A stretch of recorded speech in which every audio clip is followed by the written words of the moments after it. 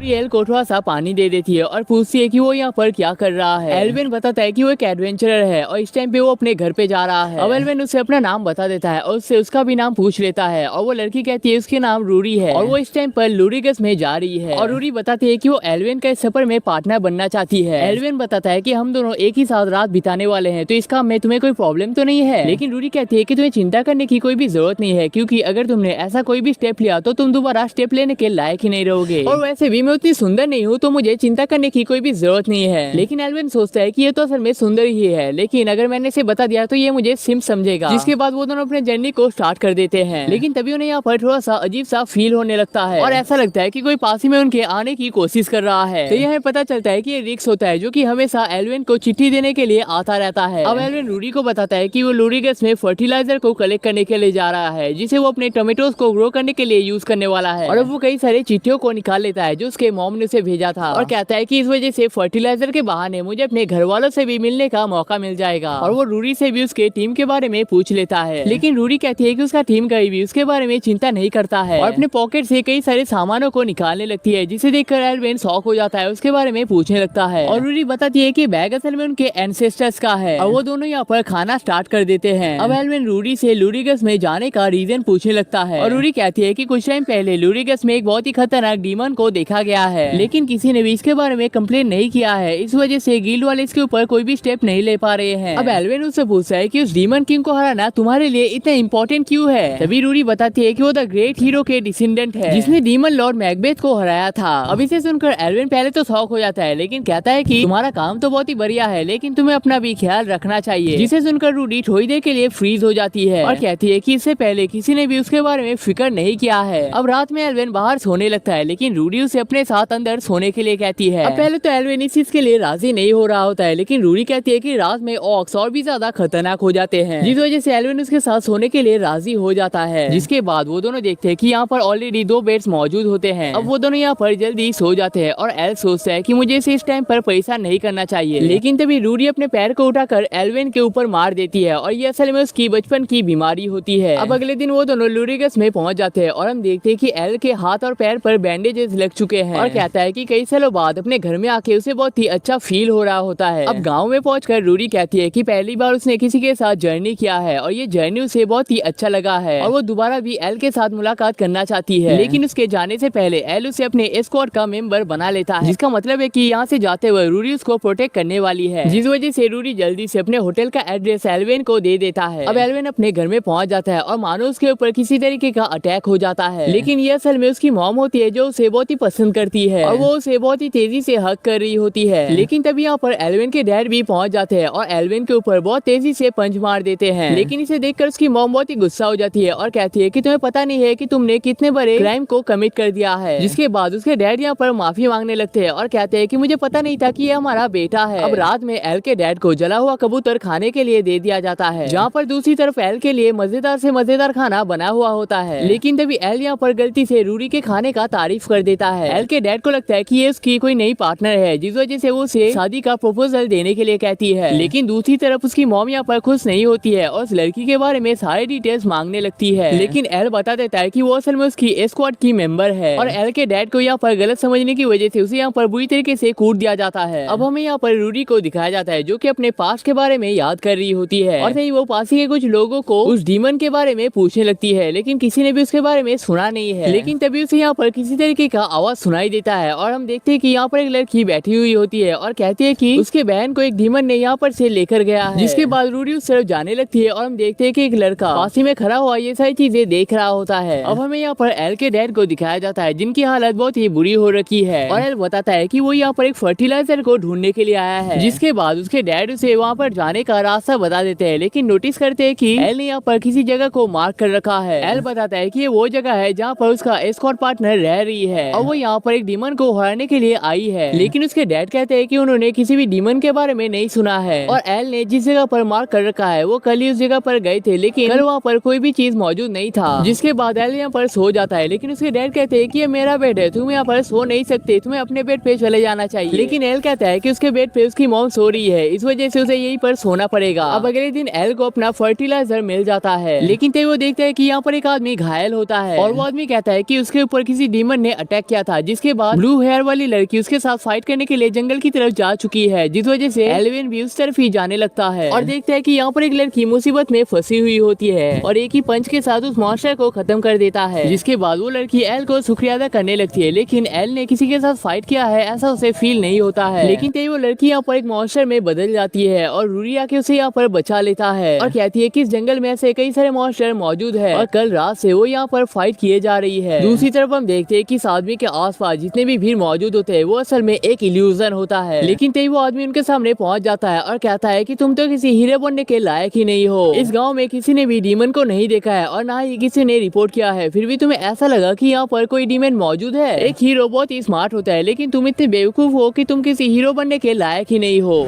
अब रूरी पूछती है कि इन सारी चीजों में तुमने एल को क्यों ऐड किया है। वो आदमी कहता है कि इसने मेरे पुराने दोस्त औरोबोरोस को खत्म किया है और इसलिए मैं बस इसका पावर देखना चाहता हूँ। वो आदमी कहता है कि उसका नाम लोकी डेवा है और वो इस दोनों के साथ फाइट करना चाहता है। अब रूरी उसके ऊपर अटैक करने के लिए तो जाती है, लेकिन खुद ही घायल हो जाती है। तभी एल कहता है कि चिंता मत करो, मैं इसे अकेले ही देख लूंगा और रूरी को हील करने लगता है। जिसके बाद एल उसके साथ फाइट करने के लिए तो जाता है, लेकिन उसके खतरनाक अटैक के साथ यहाँ पर एक बड़ा सा गड्ढा तैयार हो जाता है। जिसके बाद वो एल के ऊपर एक पंच भी मार देता है, जिस वजह से एल यहाँ पर उठने के काबिल नहीं हो पाता है। जिसके बाद एल यहाँ पर अपने आप को हील करने लगता है और लोकी कहता है कि तुमने मेरे 2 अटैक को ऑलरेडी झेल लिया है, जिसका मतलब है कि तुम्हारे अंदर पावर तो खूब सारा है। अब एल उससे पूछता है कि तुमने हम दोनों को ही अपना टारगेट क्यों बनाया है और हम दोनों को मार के तुम्हें क्या मिल जाएगा। लोकी कहता है कि उसके पास एक बहुत ही बड़ा मास्टर प्लान है और इसके रास्ते में जो भी आ सकता है वो उन सारे लोगों को खत्म करने वाला है और कहता है कि वो उस लड़की को भी खत्म करने वाला है जिसके पास औरोबोरोस का पावर आ चुका है। जिसका मतलब है कि वो यहाँ पर हेलेन की बात कर रहा है। जिसके बाद लोकी उन दोनों के ऊपर ही अटैक स्टार्ट करने लगता है और वो दोनों ही किसी तरीके से इसके अटैक से बच जाते हैं। अब एल का पावर बहुत ही ज्यादा होने की वजह से वो इन्हें मारने में कामयाब हो जाता है और देखता है कि रूरी भी यहाँ पर अपने स्वॉर्ड का जलवा दिखा रही होती है। जिसके बाद लोकी यहाँ पर फिर से बहुत बड़ा धमाका कर देता है, जिस वजह से वो दोनों फिर से घायल हो जाते हैं। लेकिन इस बार वो एल को ट्रैप करने में भी कामयाब हो जाता है और रूरी भी यहाँ पर बुरी तरीके से घायल हो चुकी है। जिसके बाद लोकी एल से कहता है कि अगर तुमने हिलने का कोशिश किया तो तुम्हारा शरीर बुरी तरीके से छिल जाएगा और उसे इस टाइम पर एल को मारने का कोई भी इरादा नहीं है। वो एल के साथ बाद में फाइट करना चाहता है, लेकिन तभी रूरी सोचती है कि मुझे यहाँ पर कुछ तो करना पड़ेगा वरना ये लड़का यहाँ पर मर जाएगा। अब लोकी रूरी को मारने के लिए अपने अटैक को तैयार कर रहा होता है और रूरी सोचती है कि शायद यही उसके सफर का फ्रेंड है। लेकिन तभी एल यहाँ पर खड़ा हो जाता है और कहता है कि उसके पीछे जो पेस्टिसाइड लगे हुए थे उनकी वजह से ये लीचेस यहाँ पर खत्म हो चुके हैं। जिसके बाद एल्विन लोकी के साथ फाइट तो करने के लिए जाता है, लेकिन घायल होने की वजह से वो यहाँ पर ठीक से अटैक नहीं कर पा रहा होता है। लेकिन तभी रूडी सोचती है कि ये सारी चीजें उसी की गलती है, वो हमेशा से वीक थी और कभी भी सही डिसीजन को नहीं ले पाई है। तभी रूडी को अपने मॉम डैड की बातें याद आने लगती है और उसकी मॉम डैड कहते हैं कि तुम जो भी करोगी वो अच्छा ही करोगी, तुम्हें बस अपने ऊपर भरोसा होना चाहिए। जिसके बाद रूडी लोकी के ऊपर अटैक कर देता है, लेकिन लोकी को इस अटैक से ज्यादा फर्क नहीं पड़ता है। जिसके बाद रूडी एल को शुक्रिया अदा कर लेती है और अपने सारे पावर्स को अनलीज कर लेती है। अब इस चीज को देखकर लोकी यहाँ पर डरने लगता है और रूडी अपने सारे पावर्स को एक साथ लाने के बाद लोकी का खेल यहाँ पर खत्म कर देता है। लेकिन तभी एल यहाँ पर बेहोश हो जाता है और रूडी कहती है कि तुम यहाँ पर जितनी देर चाहो सो सकते हो, क्योंकि हमारे पास बहुत ज्यादा टाइम है। अब थोड़ी देर बाद एल की नींद यहाँ पर टूट जाती है, लेकिन अब यहाँ पर रात हो चुका है, जिस वजह से वो दोनों अभी घर जाने का प्लान करते हैं। लेकिन रास्ते से जाते वक्त उन्हें यहाँ पर अजीबोगरीब आवाजें सुनाई देने लगते हैं और ऐसा लगता है कि कोई इनके नाम को पुकार रहा है। लेकिन तभी रूडी यहाँ पर बुरी तरीके से डरने लगती है और कहती है कि वो किसी मॉन्स्टर को आसानी से हरा तो सकती है, लेकिन उसे भूत से बहुत ज्यादा डर लगता है। लेकिन तभी एल को पता चल जाता है कि ये भूत और कोई नहीं बल्कि उसी की मॉम है, जिस वजह से वो रूडी को लेकर यहाँ पर से जाने लगता है। जिस वजह से रूडी यहाँ पर हंसने लगती है और कहती है कि मुझे पता नहीं था कि तुम भी भूत से इतना ज्यादा डरते हो। और तभी रूडी अपने होटल में पहुंच जाता है, लेकिन देखता है कि यहाँ पर कुछ भी मौजूद नहीं होता है, क्योंकि वो सारी चीजें असल में लोकी का इल्यूजन होता है। जिस वजह से रूडी किसी और जगह पर रहने का प्लान कर लेती है। अब एल अपने घर में जाने लगता है और सोचता है कि उसकी मॉम उसे कितने टाइम तक ढूंढ रही है और अगर वो इस टाइम पर अपने घर में जाता है तो उसे उसके मॉम की तरफ से डांट पड़ सकती है। और घर पहुंचकर देखता है कि उसकी मॉम उसके पीछे ही खड़ी हुई होती है, जिस वजह से एल जल्दी से उसके डैड के रूम में घुस जाता है। अब अगले दिन एल के जाने का वक्त आ जाता है, लेकिन उसकी मॉम उसे जाने के लिए मना कर रही होती है, जिस वजह से एल कहता है कि आपने अगर इस बार मुझे जाने नहीं दिया तो मैं आपको हेट करने लग जाऊंगा। जिस वजह से उसकी मॉम उसे जाने के लिए राजी हो जाती है और कहता है कि मुझे पता है कि तुम बहुत ज्यादा काइंड हो, लेकिन तुम्हें हर किसी को अपना काइंडनेस दिखाना नहीं चाहिए, क्योंकि इसकी वजह से लोग तुम्हारा यूज कर सकते हैं। जिसके बाद एल की मुलाकात रास्ते में रूडी से हो जाती है और रूडी उसे याद दिलाता है कि लोकी ने कहा था कि वो एल को भी अपना टारगेट बना रहा है, जिस वजह से एल को भी सावधान रहना चाहिए। लेकिन तभी एल कहता है कि अगर तुम्हें कभी भी मेरी मदद की जरूरत होती है तो तुम मुझे कभी भी पुकार सकते हो।